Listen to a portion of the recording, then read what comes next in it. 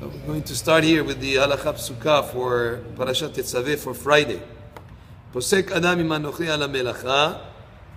A Jewish person can make an agreement with a goy to do some kind of work for him.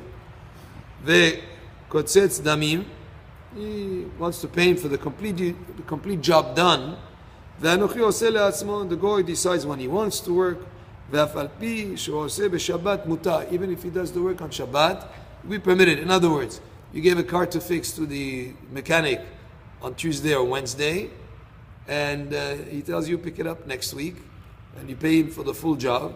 He can decide to work on it on Thursday or Friday or Shabbat or Sunday. It's his own decision, and therefore, even if you discover after the fact that he worked on it on Shabbat, there is no problem, because he did the job on his own when he decided when to work on it. וכן הסוחר את אנוכי לעמים הרבה, מותר אפילו פי שעושה שבת. When the person hires somebody for many days, he's going to explain in a minute what it is. He can do the work even on Shabbat. Ketzad, how is that? כגון ששכר אנוכי לשנה ולשתיים, שיכתוב לו, שיהרוג לו, הרי זה כותב והורג בשבת, ומותר כאילו קצת עמו, שיכתוב לו ספר לו בגט שהוא עושה בכל עת שירצה.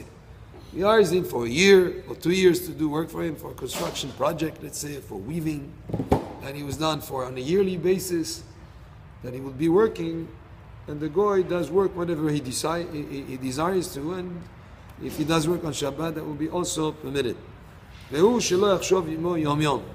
he cannot account with him on the work day by day. In other words, you cannot tell him, I'm going to pay you for each day so many dollars. And when you come back, you're going to say, okay, now pay me for the daily work that I did for each day of work.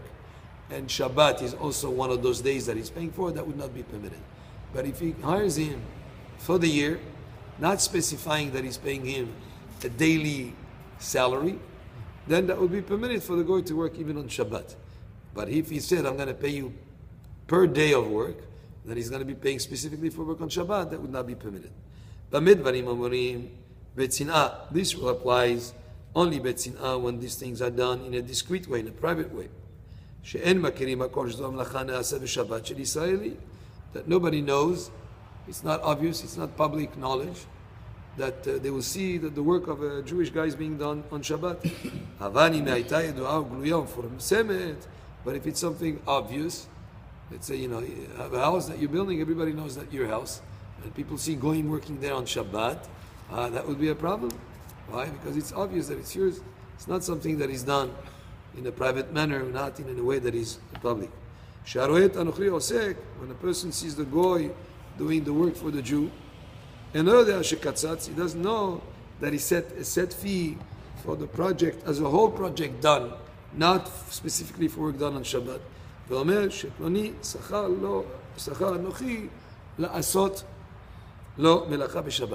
And the person would think that that goy was hired to do specifically work on Shabbat. So that was the halakha psuka. We'll do today also the musar. We continue on the same theme that we started this week earlier, yesterday, the day before.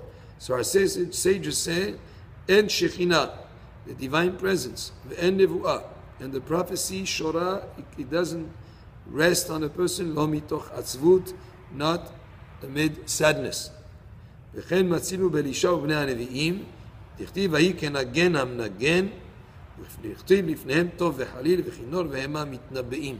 So he brings here psukim from the Navi, from the prophets, that indicate that the prophets prophesied out of from the singing, from the music, from the musical instruments that bring simcha, that bring happiness into the person, so that was conducive to prophecy, and the opposite. If it was sadness, then the prophecy would not have been there.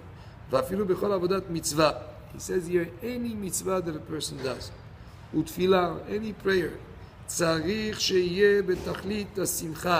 it should be done with complete joy. That he would smile, and he was feeling like happy. I'm putting on tefillin, how great a mitzvah it is. It's enough to make a person very, very happy.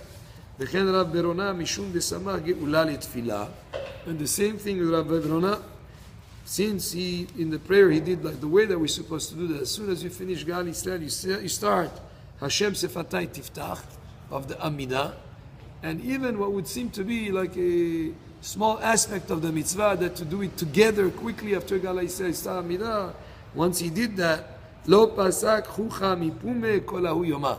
Smile didn't leave his face that whole day. So happy he was that he fulfilled that mitzvah.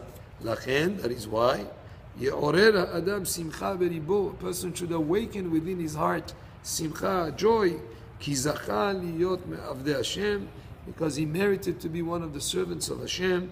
Vezacha leTorat emet, and he has the zchut to have the Torah of truth. U'mayesh simcha ba'olam yoter mizeh. Could there be a greater joy than that?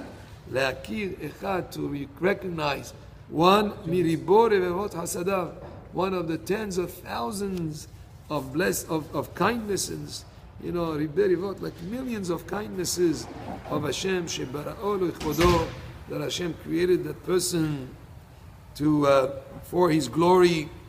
Vegavar alav hasdo tadir, and He gave him many kindnesses often. Ufzel kenafav yeheseh, and he would take refuge under the shade of His wings of Hashem. There is so much to be thankful for the Torah that Hashem gave us, for the mitzvot that Hashem gave us, for the fact that we're serving the Creator of the world. Only to think about these aspects and to think about all the thousands, tens of thousands, millions of kindnesses that Hashem does with each of us is enough of a reason to approach life and everything that we do with simcha. And surely when we do a mitzvah or tefillah, it should be done besimcha. May we merit Be'ezat Hashem to always have simcha with us as we serve Hashem. And Shabbat Shalom, Baruch Adonai Le'olam, Amen ve'Amen.